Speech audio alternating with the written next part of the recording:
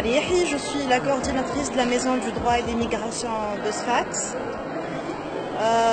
Je suis à Terre d'Asile Tunisie depuis août 2016. Donc Terre d'Asile Tunisie est une section tunisienne de France Terre d'Asile. C'est une association qui s'est installée en Tunisie en 2012 suite à un flux de migrants qui est apparu en Tunisie après la guerre, le déclenchement de la guerre en Libye. Donc Terre d'Asile Tunisie a commencé d'abord par apporter une assistance aux associations qui travaillent sur la migration, renforcement de capacité et a donné son expertise qui dure depuis les années 70 en France. En 2014, on a remarqué au bout de 2 ans d'exercice en Tunisie qu'il y a eu un besoin d'assistance directe pour les migrants. On a développé la Maison du droit et des migrations de Tunis qui consiste à ramener une assistance sociale juridique aux personnes migrantes et puis à travailler sur le plaidoyer sur la migration et le renforcement de capacité des associations locales tunisiennes qui travaillent sur la thématique migratoire. On a aussi développé donc un guide pratique pour les étudiants en Tunisie. On a aussi développé un guide pratique sur le droit d'asile, une étude sur les portraits de migrants qu'on a pu rencontrer dans notre plateforme d'accueil et d'assistance. En 2016, on a ouvert un autre projet, la Maison du droit et des migrations de Sfax, qui apporte aussi une assistance juridique, un accueil, une orientation vers les partenaires. Et on a développé dernièrement, en mars 2017, un projet Récoltea qui prend en charge les victimes de la traite des êtres humains. Je suis Irène Tuebou, de nationalité camerounaise, et puis je travaille avec la Caritas depuis environ 1 an et demi. En fait, la Caritas déjà c'est une organisation internationale rattachée à l'Église catholique. Et au niveau de notre branche de la Tunisie, nous avons plusieurs activités en rapport avec les migrants. Nous avons déjà, premièrement, un service d'hébergement dédié aux migrants au niveau de la Goulette. Nous avons un foyer pour les garçons et un foyer pour les filles. Cet hébergement, en fait, c'est réservé à tous les migrants en difficulté qui, à un moment donné, décident de rentrer chez eux. Une fois qu'on les héberge, on leur apporte toute l'assistance nécessaire et puis on les aide également dans les démarches administratives et également les démarches de retour volontaire avec notre partenaire l'OIM. Et ce sont pour la plupart, j'ai dit tantôt, nous avons un foyer pour les femmes avec les mères célibataires, nous avons un foyer pour les garçons. Et parfois on héberge aussi en cas d'urgence, ça peut être un migrant qui a été victime d'une maladie et qui pendant une certaine période ne peut pas se prendre en charge lui-même.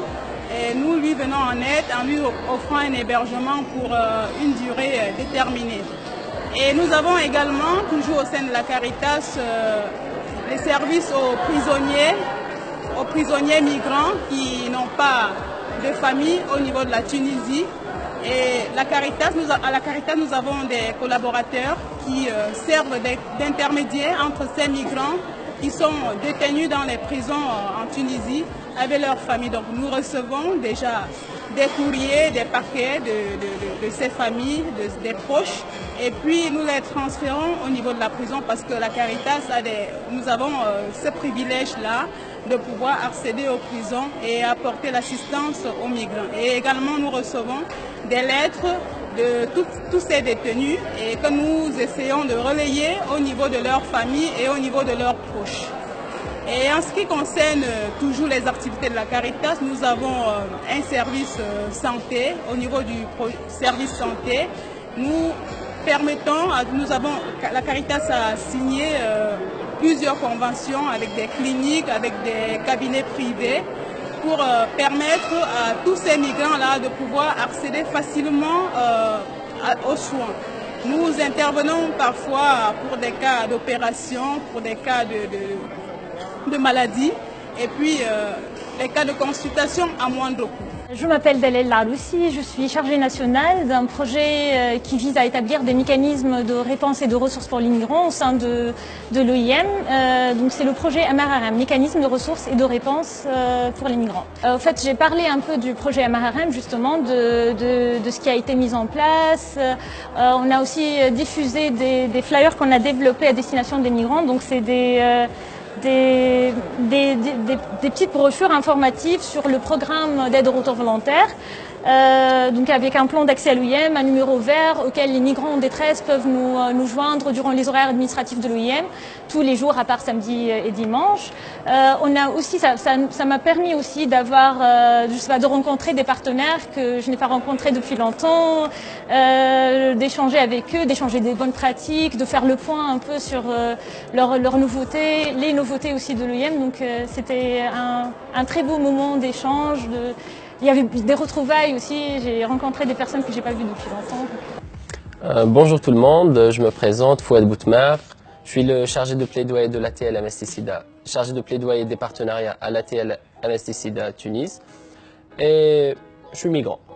En fait, dans notre travail, ou bien dans notre axe de plaidoyer principal, l'accès aux soins, c'est notre problématique principale. Il y a un vrai problème d'accès aux soins. Donc ce qu'on a remarqué que au jour d'aujourd'hui, en Tunisie, l'accès universel à la santé, elle n'est pas appliquée.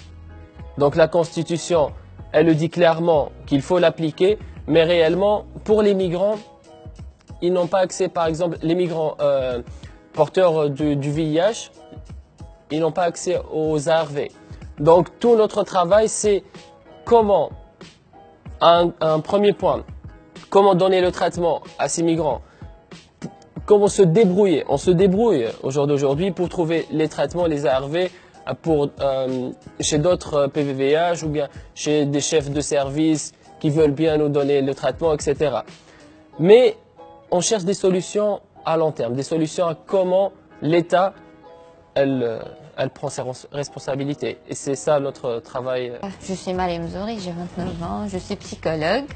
Et je travaille avec Médecins du Monde en tant que chargée de l'accueil et de l'orientation. En fait, on va faire un petit stand. Je vais essayer de... Donc, on va mettre un film. Ça s'appelle Briques de vie.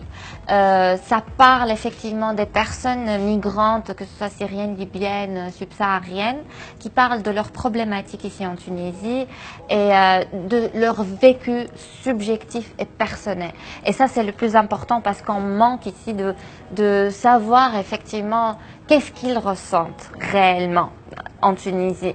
Parce qu'il y a des personnes qui étaient contraintes de partir de leur pays. Ce n'était pas leur choix. Et le choix d'avoir choisi effectivement la Tunisie, ça va dépendre effectivement de leur perception exactement de chaque cas, etc. Donc ça c'est de 1. De 2, en fait, je vais présenter le rapport de plaidoyer parce qu'on a fait beaucoup de plaidoyer. On a fait les jeudis du plaidoyer, où on a pu mettre des comités SSR, santé, migration, etc., etc. Donc ça, c'est très important parce que vous aurez les informations sur le plaidoyer, qu'est-ce qui s'est passé. Il y a aussi le rapport des activités de la première partie du projet parce que là, on est en deuxième partie.